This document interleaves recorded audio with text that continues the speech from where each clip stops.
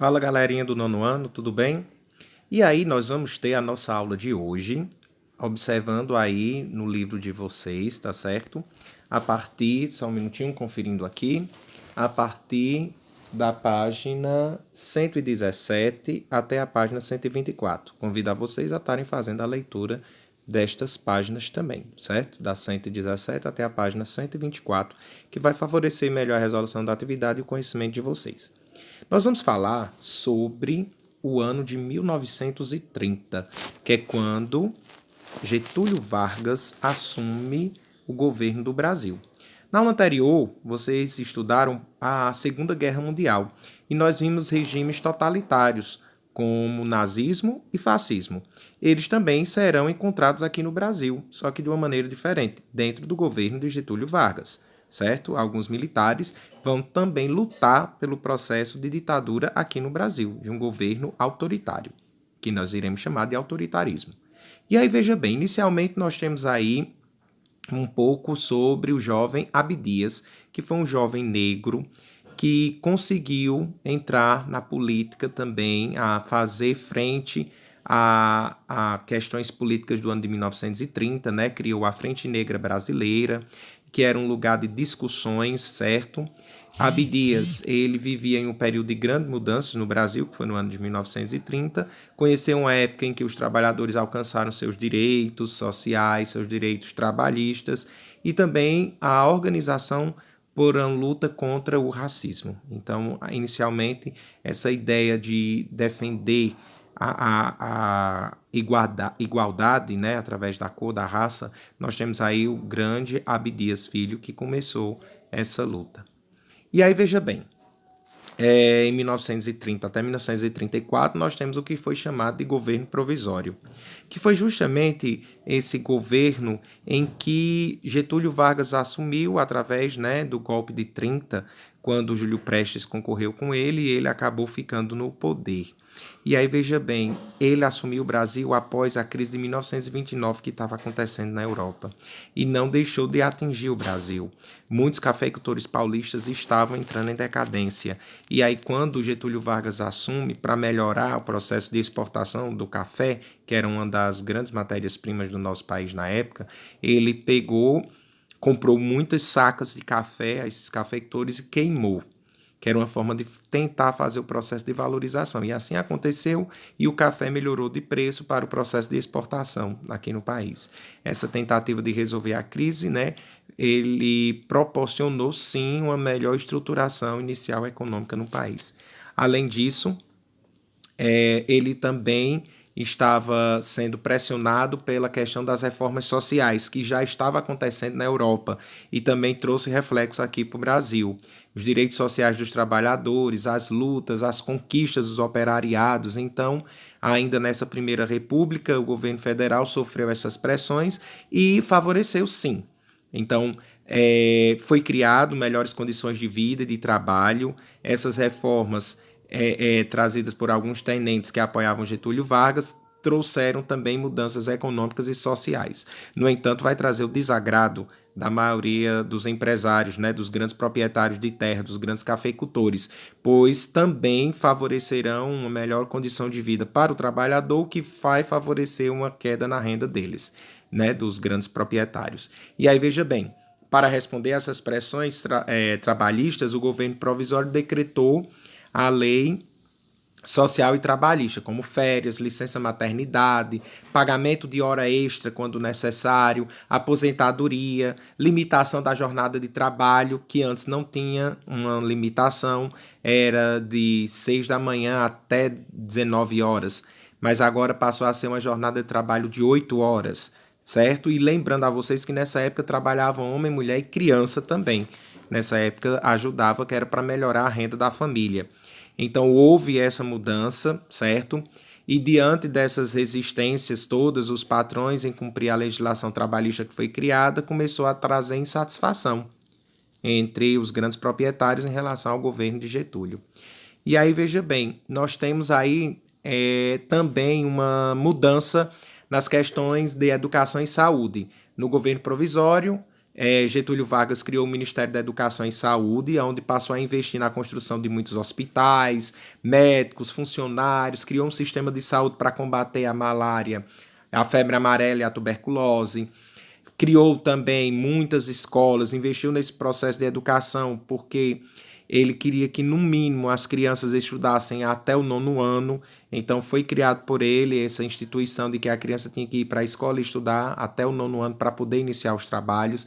E aí, criou-se muitas escolas públicas, escolas de formação de professores para ter força de trabalho, né, ter o professor. Então começou a valorizar a questão da formação de professor, e escolas técnicas também para ter material para as fábricas, né, mão de obra barata para as fábricas. O governo representou nesse processo tanto avanços e retrocessos, tá certo? Então ele seguia essa tendência de melhoria das relações sociais e políticas do trabalhador, questão de saúde, educação. No entanto, para atuar legalmente, os sindicatos perderam força, porque a partir do momento que ele cria todo esse estabelecimento social, político e econômico dos trabalhadores, os sindicatos agora, para poder existir, tinham que estar atrelados ao Ministério do Trabalho. Então, aquele sindicato que não tivesse toda a questão atrelada, a questão organizacional ao Ministério do Trabalho, era considerado ilegal e eles poderiam mandar fechar. Então, muitos sindicatos começaram a perder força diante disso de reivindicar, porque tudo tinha que estar atrelado ao governo. Ele, com a crise de 1929, também passou a sofrer com o chamado liberalismo econômico, pois o Brasil acompanhou a tendência mundial. O governo de Vargas abandonou o liberalismo econômico, que era caracterizado na Primeira República, a livre concorrência e tal, e passou a intervir na economia, né, adotando uma política estatal, uma política nacionalista. E aí, nos anos de 30, na Europa, a crítica ao liberalismo econômico foi acompanhada de descrença total, e também influenciado, né, pelos regimes autoritários de direita, como o caso do fascismo na Itália e o nazismo na Alemanha, que apoiavam uma intervenção direta do comandante, um regime ditatorial, onde só um governava e os outros obedeciam, certo? Então, muitos economistas, muitas pessoas passaram ou a seguir as ideias do governo ou eram comunistas, contrário ao governo. A ideia de comunismo era todo aquele contrário à ideia estatal. E aí, veja bem, Vargas e o grupo reformista político permitiu o domínio do liberalismo na Primeira República e, ao mesmo tempo, que era o domínio das oligarquias. Então, com o governo somente, alguns defendiam que somente através do governo autoritário é que poderia ter o fim desse comando das oligarquias regionais e criar um projeto nacionalista. Bom, nisso aí vai ter muitas tensões, muitos conflitos vão acontecer, pois muitos políticos ficaram descontentes com as reformas promovidas, né, pelo governo provisório, principalmente os grandes proprietários estavam descontentes diante das leis sociais trabalhistas, certo? Essa intervenção econômica também vai trazer descontentamento para os grandes proprietários. Aí veja bem, o governo provisório era acusado de ser uma ditadura. E a partir de então, criou-se na cidade de São Paulo a FUP, F-U-P, Frente Única Paulista, onde fazia algumas exigências, como o retorno da autonomia dos estados, né? Não mais seguir esse regime estatal governado só por uma pessoa, o fim do governo provisório e instituição de uma nova constituição para o país. Porque o governo provisório, a ideia era estar no governo até criar uma nova constituição. Percebendo que essa revolta que estava acontecendo em São Paulo poderia tomar grandes proporções, em 1932, Getúlio Vargas criou a Justiça Eleitoral. Além de criar a Justiça Eleitoral, tornou o voto secreto, estendeu o direito da mulher também a votar e programou eleições para maio de 1933. E também seria nessas eleições convocada uma nova Assembleia Nacional para criar a Constituição. Então, essas eleições de 1933 eram pessoas apontadas para a criação da nova Constituição, né? Criassem a Assembleia Constituinte.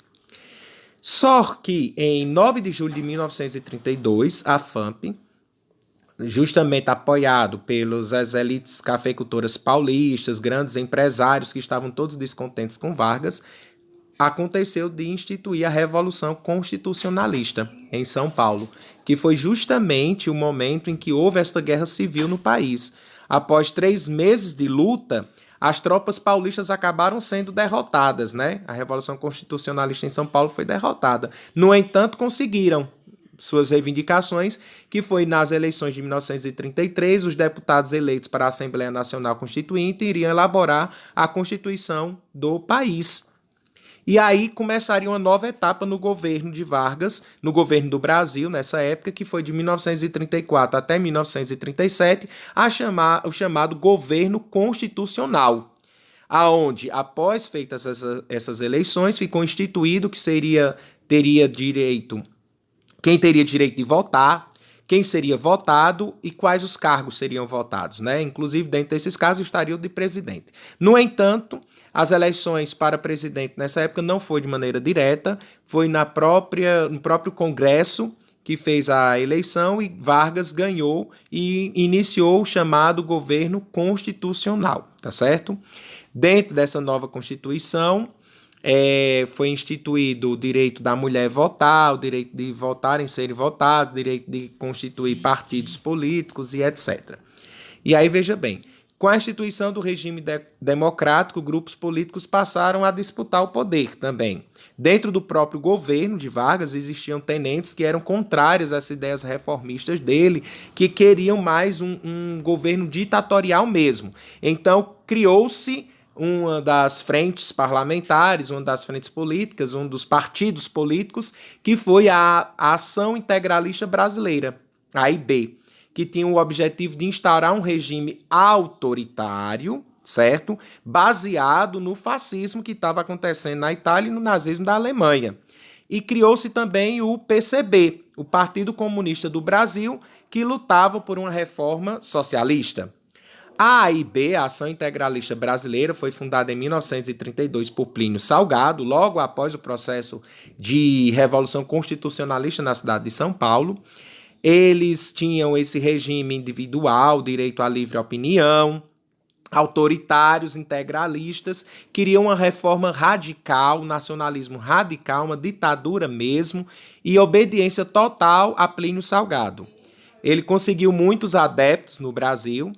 Os integralistas chamavam a atenção das pessoas ao marchar pelas ruas com uniforme, tinham o símbolo que era o sigma, a letra grega sigma, usavam a camisa verde e se cumprimentavam com o Anauê, era a maneira que eles tinham de se comunicar. E aí veja bem, na Europa o fascismo avançava, o nazismo na Alemanha também, foi onde deflagrou-se a Segunda Guerra Mundial, como vocês viram na aula anterior.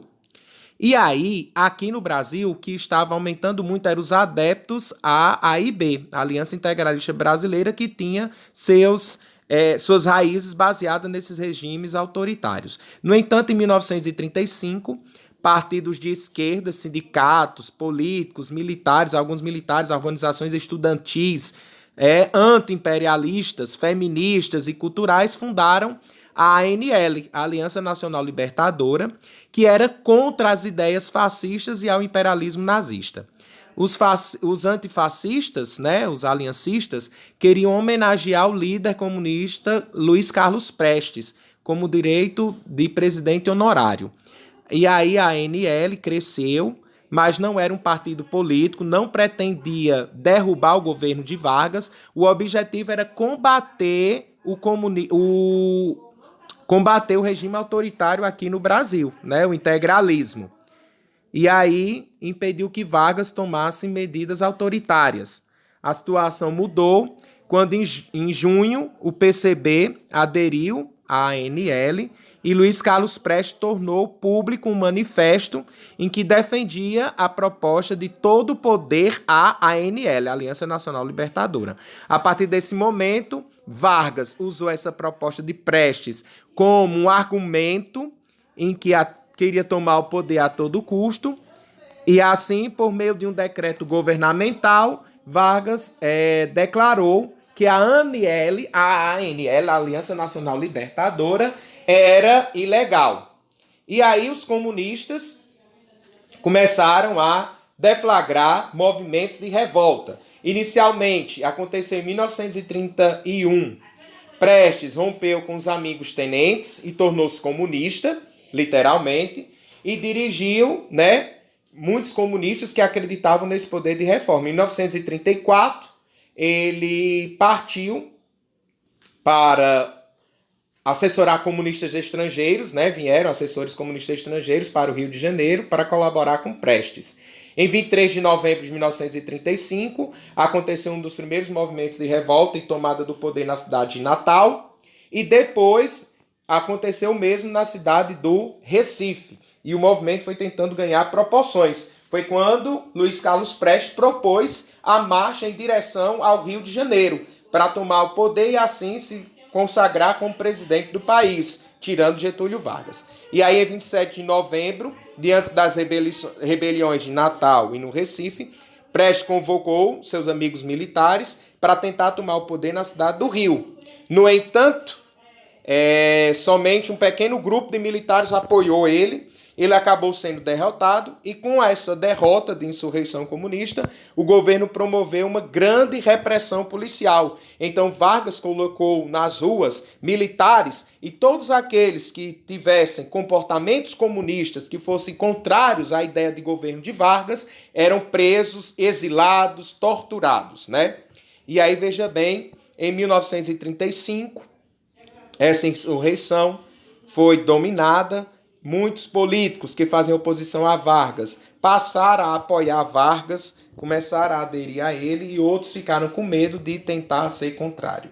Nós temos a imagem de vocês de Olga Benário, foi uma das mulheres que veio a apoiar o comunismo aqui no Brasil, a apoiar Carlos Prestes, acabou se envolvendo com ele, teve uma filha, né, com Luiz Carlos Prestes. Olga, ela foi presa, ela foi torturada aqui no Brasil pela AIB, tá certo?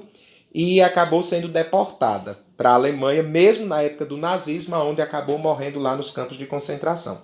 É um filme também interessante que vale a pena assistir, que conta um pouco desse movimento que a gente acabou de estudar, tá certo? Então convidar vocês depois a ver direitinho a aula, ler e fazer a atividade, tá bem? Boa aula e até o nosso próximo encontro.